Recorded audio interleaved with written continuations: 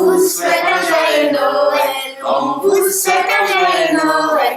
On vous souhaite un joyeux Noël. Miaraba antsika rehetra tapitra sady indray ty ny taona 7 sy 10 manararoatra ny misaotra nareo tsiraray avy manaraka tsy tapaka ny serasera ANCMF mirary fety sambatra ho antsika tsiraray avy. Joyeux Noël à tous. Je vous souhaite également de passer de très bonnes fêtes de fin d'année. Merry Christmas and Happy New Year to you and your family. On vous souhaite un joyeux Noël. On vous souhaite un joyeux Noël. On vous souhaite un joyeux Noël. Une très bonne année 2018. Arabantsika rehetra dia mirary ny hafaliana sy ny hasambarany Noely amintsika tsirairay avy amin'ny ankonana sy ny fianakaviana manodidina antsika rehetra. Dia eo ambin'Andriamanitra daholo izay rehetra atao. Passez un bon Noël.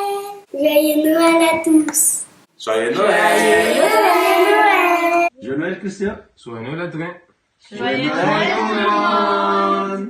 Kalmaraba nareo rehetrarehetra indray izahay amin'izao fety Noël izao mba hitondra fahasoavana, fanambinana ary fitiavana izao fety izao.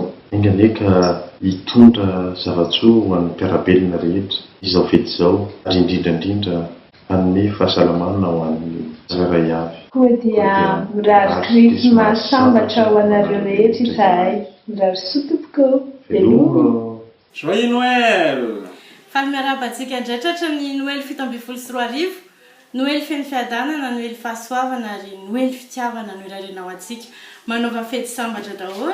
Bonne fête. Joyeux Noël. On vous souhaite un joyeux Noël. On vous souhaite un joyeux Noël. On vous souhaite un joyeux Noël. Une très bonne